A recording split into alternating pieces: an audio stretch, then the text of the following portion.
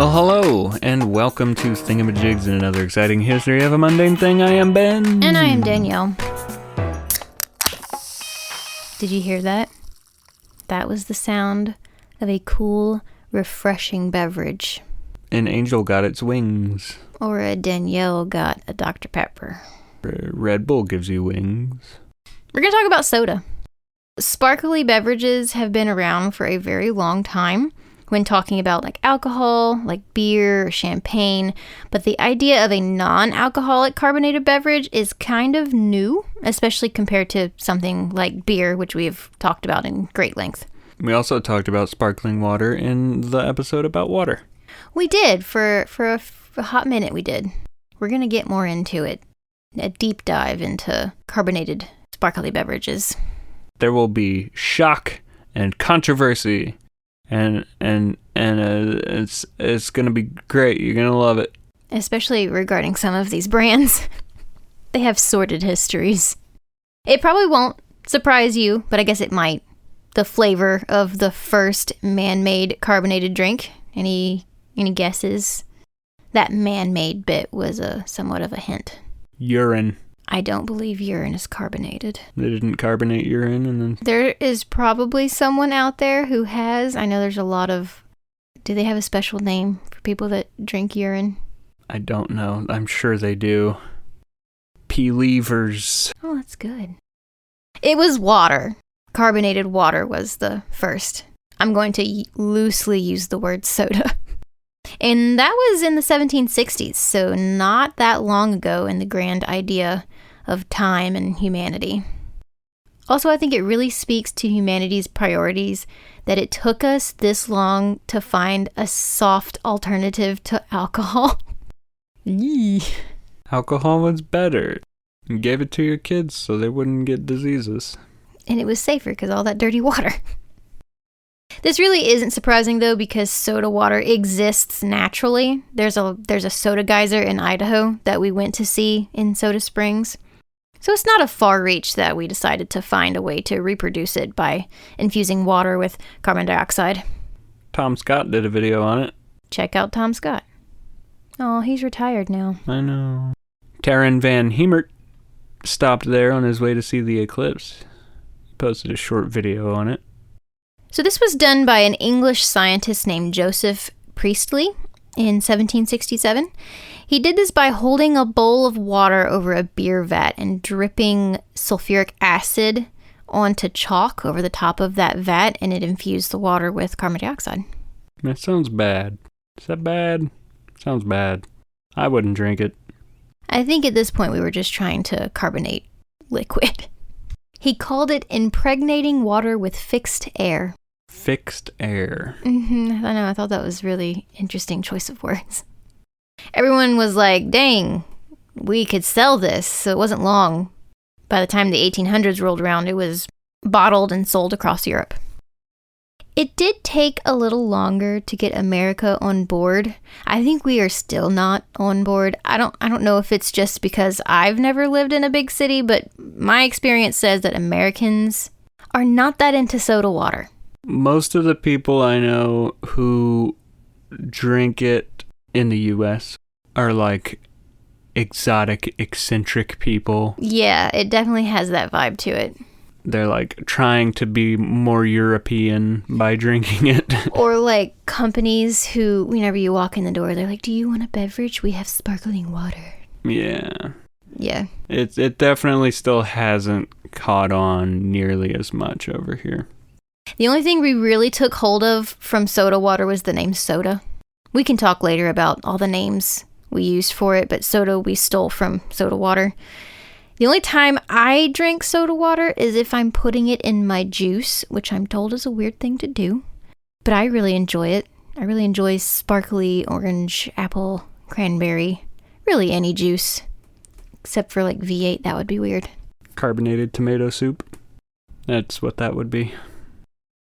So anyway, you will probably recognize this next name, or at least the last name. Perrier. No. Oh. John Jacob Schwepp. Oh, so close. Those are basically the same person. He was originally a jeweler, But he wouldn't be in this story if he stuck to that profession. He read about Joseph Priestley and was just enthralled with the whole thing. So much so that he started his own experiments, and in 1783 he produced a product that met his expectations, and he was ready to start his own business. Also, he was around 33 when he started all this and made this huge career change. So, if you're in a place in your life where you want a big change, but you're scared to take that risk, you probably should be, because it's not 1783 anymore, and our economy is shot. Oh, that's pessimistic. I'm just kidding. No, you should chase lines of work that make you happy, even if it means quitting something you've done since you were 20. Don't stay in something you hate just because it's all you know. Life is short. Learn new things.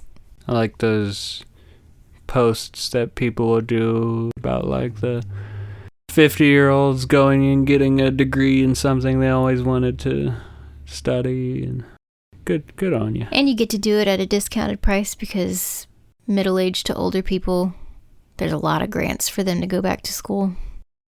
Schwepp sold and retired in 1798. He kept some shares for himself and his daughter, but he was 58. He was ready to retire. Schweppes is the oldest carbonated beverage company still on the market. Really? With two of their older drinks that you can still buy today being ginger ale and Indian tonic water. They have since dropped the Indian part, but it was named that because it had quinine in it, and that was used as a malaria treatment. It also glows under a blacklight. Fun fact.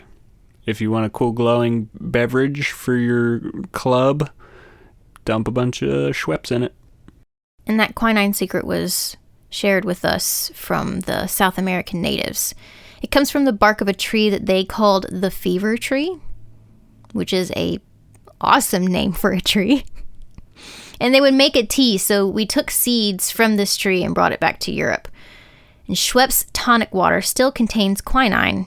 Now it's less. They dropped it by like 90-something% because we aren't trying to treat malaria with it anymore. But my parents buy it regularly and put it in their juice. That's where I get it from. Why'd they call it the fever tree?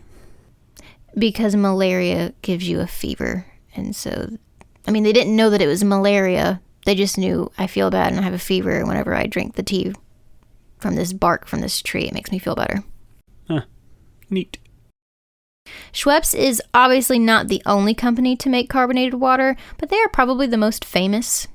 Their track record is quite impressive. I know we've been on Schweppes a long time, but in the 50s they rolled out a campaign called Schweppervescence.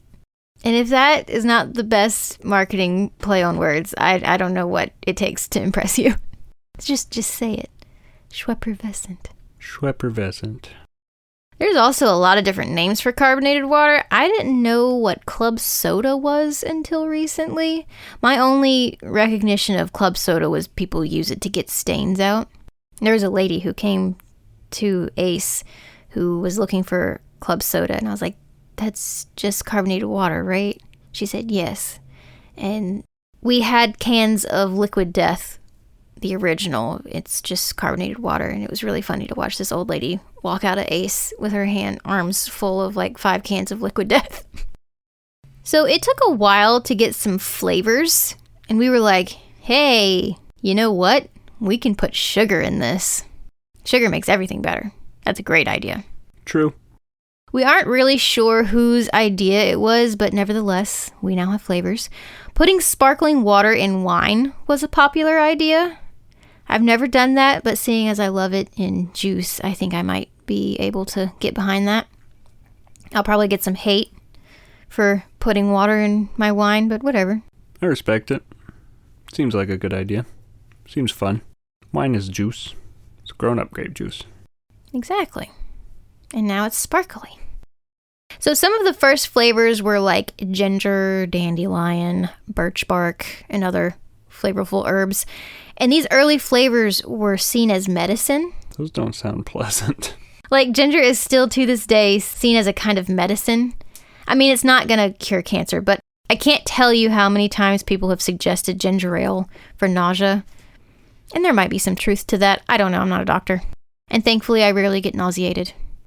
But it set the tone for sodas being a cure-all in the time of rampant patent medicine, some of which was very dangerous. And naturally effervescent mineral water already had a history of mystic healing power.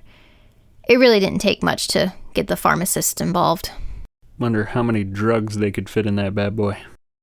A lot. By the 1830s, we get some fruit flavors. And by the 1860s, the fruit flavors are out of control, like nearly every fruit flavor possible. We've got like apple, plum, pear, gooseberry, melon, apricot, and of course, all of the fruity flavors we're already familiar with. Banana? Probably. I want a banana soda. Those should be more popular. We could probably order something from Rocket Fizz. And how they did this was, it's not like the soda fountains today where each drink has its own lever. You pull it and that flavor comes out. No, they had a lever for carbonated water, and then they added whatever flavor syrup to the glass of soda water. So one drugstore could easily have like 50 flavors. That might be an exaggeration, or not. I'm not really sure how many most drugstores had, but you could get a lot of options. Little inside peek here. That's basically how those soda machines work anyway. They just dispense the carbonated water and the syrup at the same time. If you don't know, if you haven't worked in the restaurant biz, it's kind of neat. The syrup comes in these thick plastic bags that are in thick cardboard boxes with a little hole in the front so you can open the bag and then screw it into the tubes that feed the drink dispenser, and they make fun noises whenever they're being dispensed. They go pew, pew. I don't enjoy thinking too much about soda dispensers because of how gross they can be. You're supposed to flush the lines every once in a while. The key there was supposed. You are supposed to. For a long time, you had to get your soda at a pharmacy because medicine. So you'd head to your local drugstore and a pharmacist had a soda fountain. You could get prescribed a delicious strawberry fizzy drink. 100 times better than that cherry cough syrup we all had as children. But probably not as effective. Knee-High's got some good fruity flavors. You ever had peach Knee-High? I've heard of Knee-High. Peach Knee-High is good. It's strong, though. It's like a powerful peach flavor. It should be watered down. My parents' dating drink was Peach Crush. My dad would bring her a Peach Crush all the time. For pineapple, Crush is the pineapple. Oh, Pineapple Crush is so good. They do pineapple the best. But yeah, going to the drugstore with their soda fountains became a huge part of American culture. But this really wasn't great advertisement for soda companies because they started to be seen as a bad habit-forming problem. Crazy. But on the other hand, it was also supposed to be a good alternative to reduce heavy drinking. From what I know about alcoholism, I don't know if that really worked. I mean, it probably worked for some people, but I doubt it worked most of the time. Pharmacies selling soft drinks were more wholesome than bars serving alcohol. But of course, people eventually wanted to consume these beverages at home. They didn't want to have to go all the way to the drugstore to get their bubbly fix, which brings us to the bottling industry. The invention of the glass blowing machine in 1899 paved the way for mass production of bottled soft drinks. Well, it didn't really get off the ground until like 1903.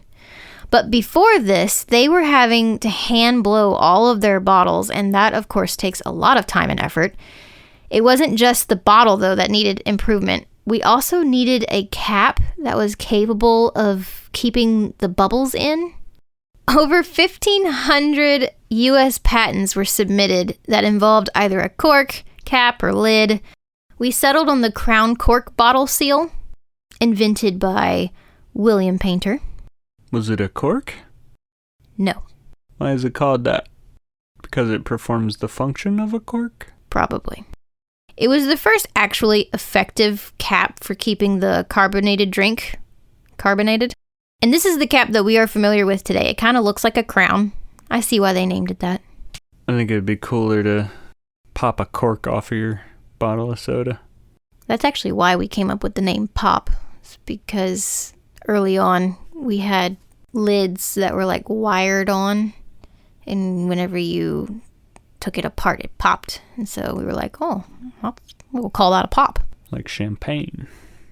So now that we have been over the invention of carbonated beverages and bottling techniques, proper caps, let's go back just a bit and talk about the timeline of different sodas that are still popular today. We already talked about ginger ale, so we're going to skip over that one. It's very old. People liked it. But there is more around the corner. Root beer is first on our list. Now, root beer as a drink made from sassafras has been around since the 18th century, but it was commercially sold in 1876 by a pharmacist named Charles Hires. Hires whom? He hired himself. Oh. Charles is on honeymoon, and he comes across this drink. It's an herbal tea that he just falls in love with. And it has different herbs, berries, roots. He gets the recipe and he takes it home to Philadelphia, where he sells it dry, packaged as a tea. So it was originally served hot because its roots were in tea, which we'll get into more with other drinks we're going to cover that can be served hot. He eventually develops a concentrate that he calls Hires Root Tea, but changed the name to root beer to appeal to the coal miners in his area. That explains why root beer is always better warm. You do enjoy a room temperature root beer, don't you? Root beer was just meant to be warm. Changing that name to root beer was a good marketing move. You have to understand your demographic to be a good salesman. He did have some competition from a gentleman named Edward Bark, I know him. who started selling root beer in Biloxi, Mississippi in 1897. God bless him. But that wasn't all. There was also, in 1919, a Mr. Roy W. Allen who was selling his A&W root beer. I know him. In California. And that same year, IBC root beer was being sold in Missouri. I know them. Thankfully, all of these places are pretty far from each other, so I doubt it was much competition in the beginning. But those are the big names that are still around today.